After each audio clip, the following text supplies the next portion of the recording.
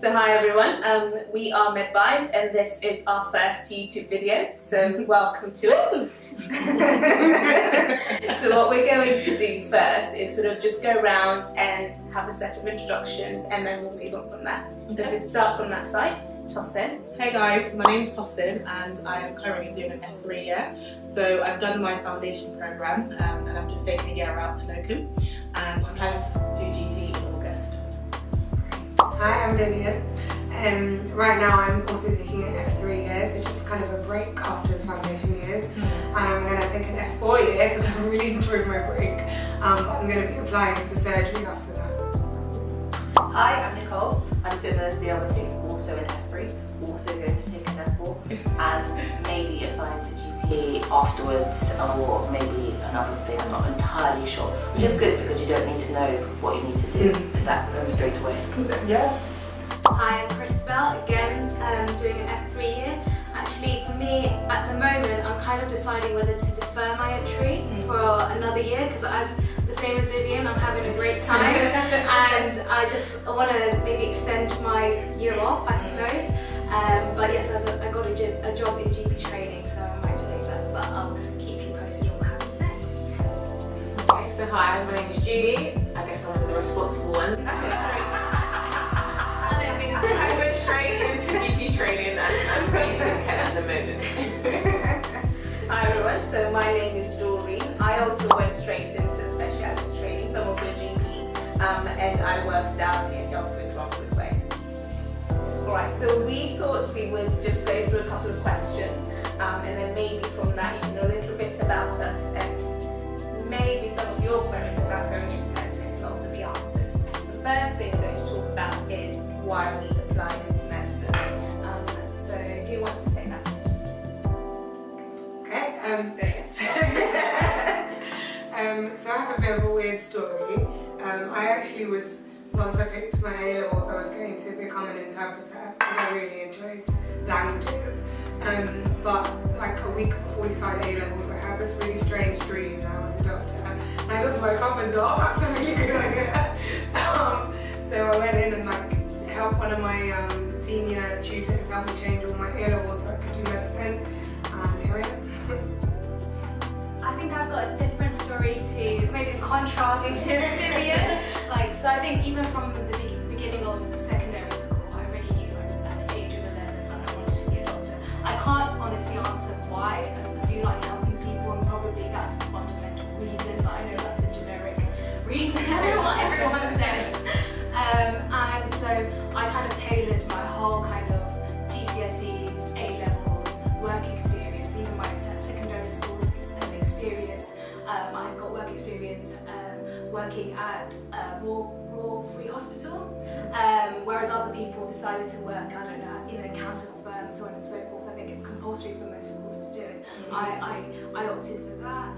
I also went to these, someone help me, what's it? Summer school. Summer school, yeah, I went to yeah. a few of them. I went to the Imperial one, the King's one, and one in,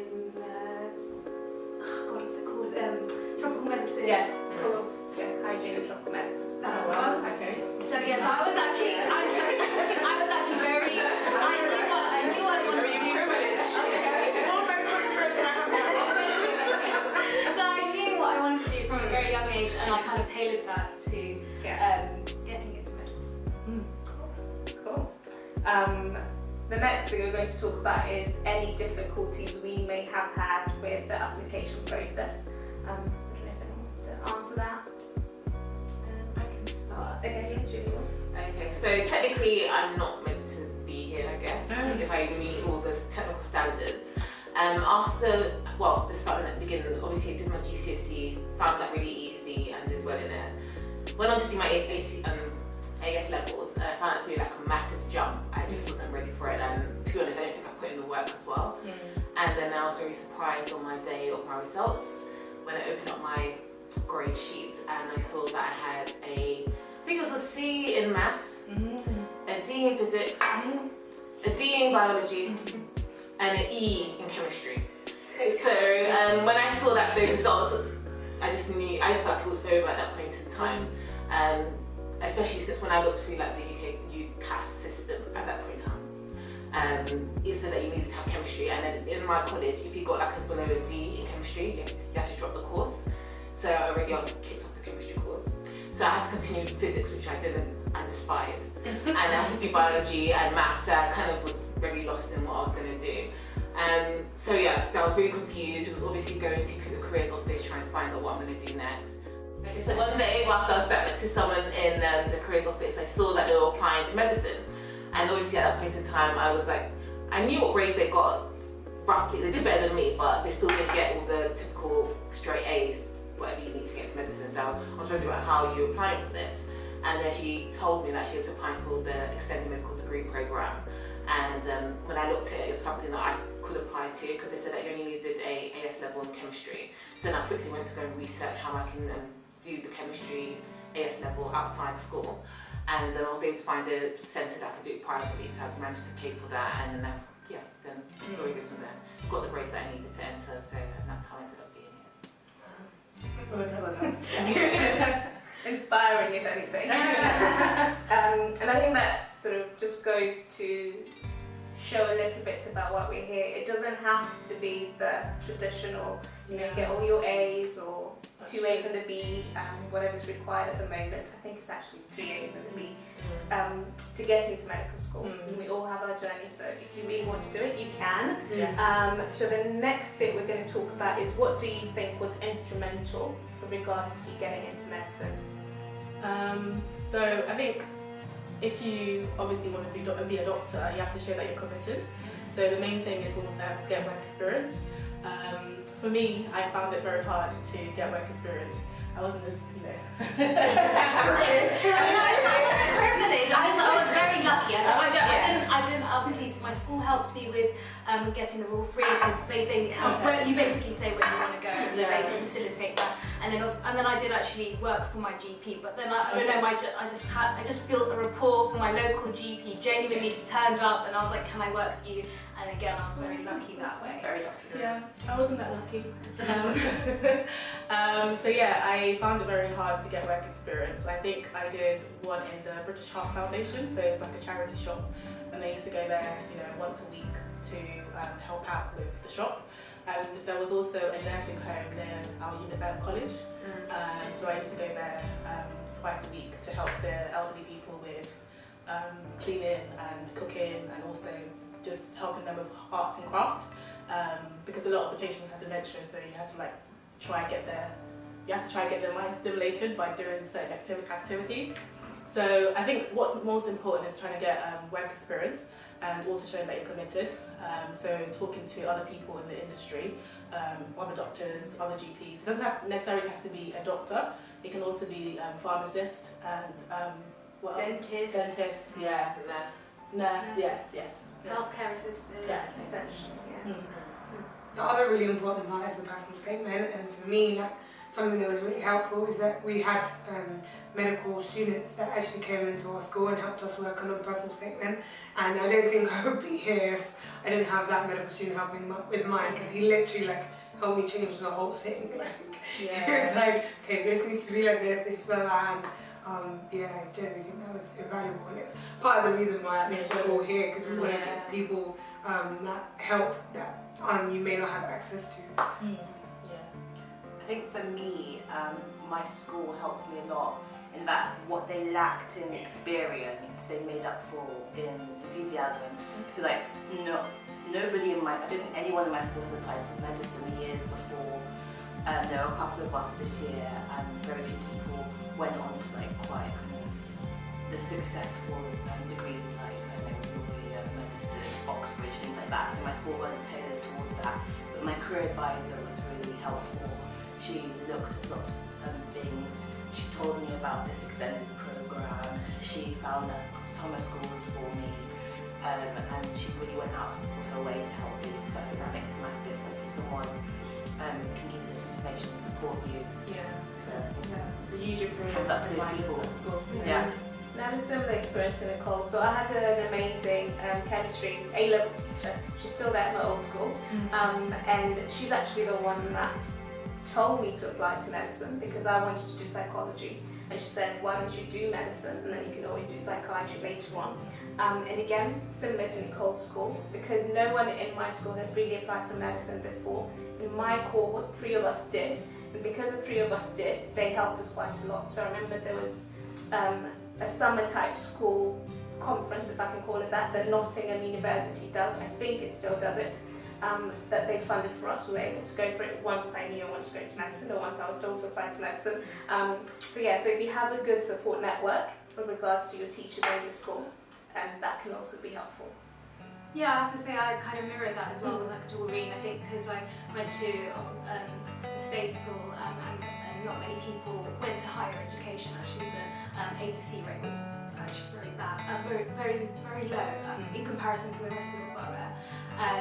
They try to help as many people go into higher education. I think it's down to teachers trying to aid you into getting into these extra programs. Exactly. So we would say the key things is get work experience, making a good personal statement. What else are you going to say? Okay, actually this comes into our next question, which is what tips would you give prospective medical students? So starting with saying, Yes. work experience. Work experience, personal statement, speaking to your career advisor, because they're very good at helping you with work experience and other programs that might be out there. I think medical schools just want to know that you know what you're getting yourself into. This isn't a degree you do for 3 years and then choose a completely different career or choose a different job. You're in medicine, hopefully, in their eyes, for the rest of your life.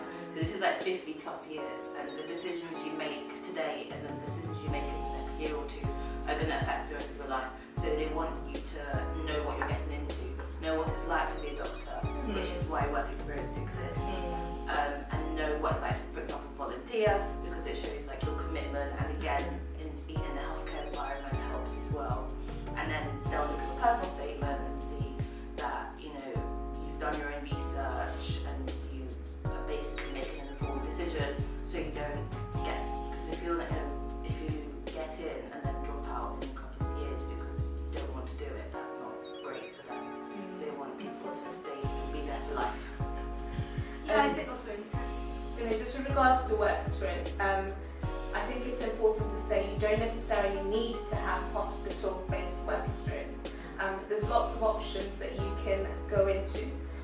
It's great if you've managed to shadow a doctor or a GP or what have you, but I think it's important to say it's what you show them that you've learned from whatever activity you're putting forward, be that a care home like Tossin, because I also literally walked into my local care home, I gave them my CV and I said, I'm applying into medicine, can I come volunteer? And then I used to go in for about 6 months. I went in once a week. I used to knit with the old people, and it was actually really, really helpful. Help with meal times, help with activities. So you can literally just walk into a care home and ask them if you can go in and volunteer. Charity shops, amazing. Other things, hospices are really good, so I would also encourage you to literally walk into your local hospice, speak to a manager or someone, just say, this is my CV, this is what I hope to do, can I just come in and volunteer? And like everyone has said, it's all about you showing them that you can give up your time, you're committed to something, professionalism, you'll actually show up on time, you've got time management and what have you, and that you're committed to this thing that's going to take a really long time. So don't necessarily worry about getting a hospital placement per se. If you can, that's amazing, but there's other ways to show them that you want to do medicine. Definitely. I worked in a lab.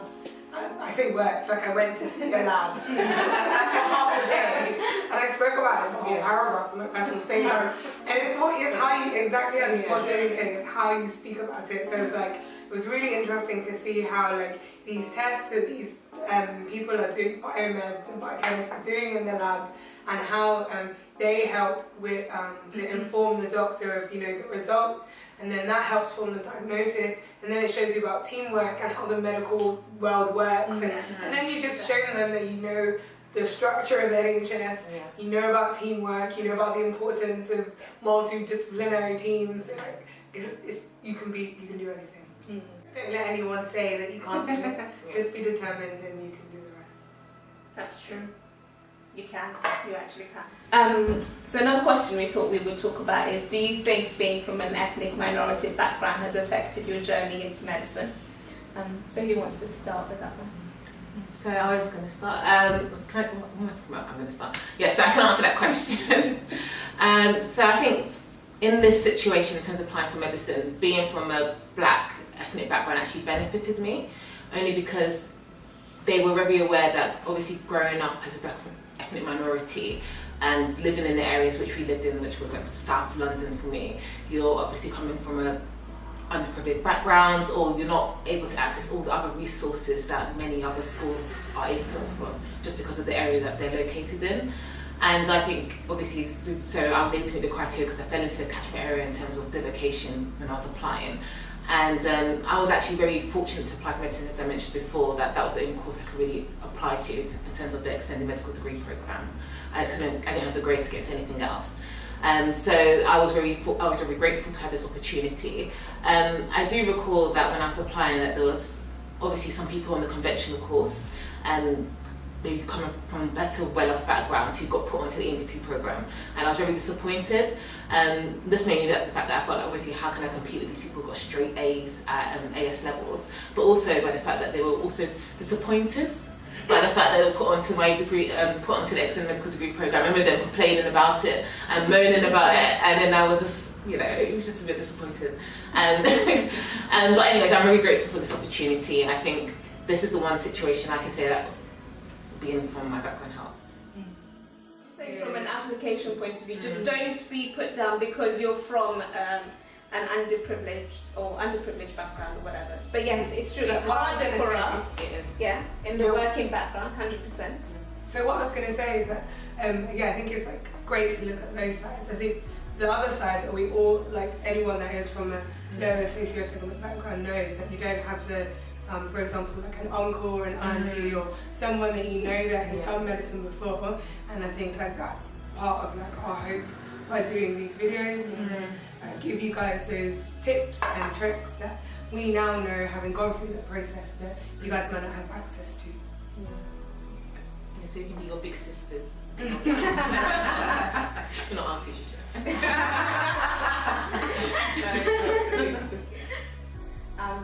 I think we have later videos that talk about the process in a bit more detail, so we'll really go into interviews and personal statements now. But yeah, if you have any questions, just ask us underneath. Yes. Or any comments. Yes. Make sure you subscribe. There you go. Bye. Thank you. Bye.